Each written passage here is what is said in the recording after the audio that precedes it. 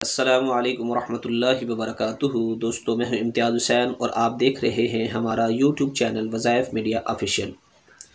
दोस्तों, आज की इस वीडियो में हम बात करेंगे अल्लाह रब्बुल इज़्ज़त के सिफ़ाती नाम में से एक नाम अल आफ़ुव के ख़ास के मुताल्लिक़। दोस्तों, अल आफ़ुव के ख़ास तो बहुत सारे हैं जिनका इहाता दुश्वार है। उनमें से कुछ ख़ासियतें आपके सामने ज़िक्र की जाएंगी जो इंतहाई मुजर्रब हैं।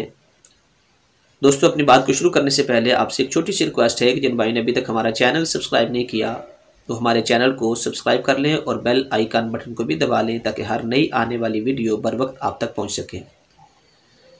दोस्तों, बात को शुरू करते हैं। सबसे पहली खासियत इस इसम मुबारक की यह है कि जो आदमी इस इसम मुबारक को कसरत के साथ पढ़ा करे तो इंशाअल्लाह उसके गुनाहों को अल्लाह रब्बुल इज़्ज़त माफ़ फरमा देगा और फिर अच्छे अमाल की तौफीक भी अल्लाह रब्बुल इज़्ज़त इसको अता फरमाएगा।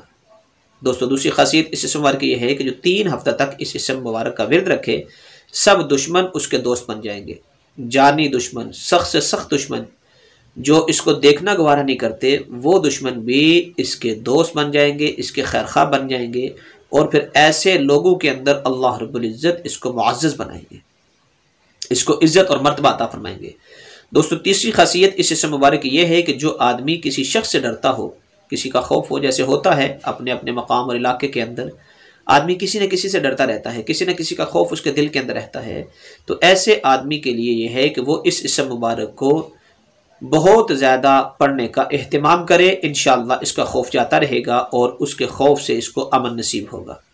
दोस्तों, चौथी खासियत इस इसम मुबारक की यह है कि अगर इस इसम के साथ अल अफ़ू वल गफ़ूर, अल गफ़ूर का लफ्ज़ भी मज़ीद इजाफ़ा कर लिया जाए, उसको बढ़ा लिया जाए, तो इसको साथ मिलाकर पढ़ने से बहुत ज़्यादा फ़ायदा होगा और ज़्यादा कबूलियत के करीब है। दोस्तों, पाँचवीं और आखिरी खासियत इस इसम मुबारक की ये है कि जो इसे 155 मरतबा पढ़ने का मामूल बना ले, अल्लाह ताला उसे हर तरह के खौफ से अमान अता फरमा देगा। और जब अल्लाह रब्बुल इज़्ज़त इसको खौफ से अमान अता फरमा दे तो फिर किसी चीज़ का इसको कोई डर, कोई खौफ, कोई खदशा नहीं। अब ये खौफ दुश्मन का भी हो सकता है, मोज़ी जानवर का भी हो सकता है, या इसके अलावा किसी और किस्म के नुकसान का खौफ भी हो सकता है। तो दुनिया के अंदर जितने भी खौफ हैं उन तमाम खौफों से अल्लाह रब्बुल इज़्ज़त इसको अमन अता फरमा देगा। बस दोस्तों, यकीन की बात है, अगर यकीन के साथ पढ़ेंगे तो इंशाअल्लाह फ़ायदा होगा, वरना यकीन के बगैर आजमाने के लिए ये तो उल्टा नुकसान हो सकता है। यकीन के साथ अमल को करें, इंशाअल्लाह इससे खूब फ़ायदा होगा।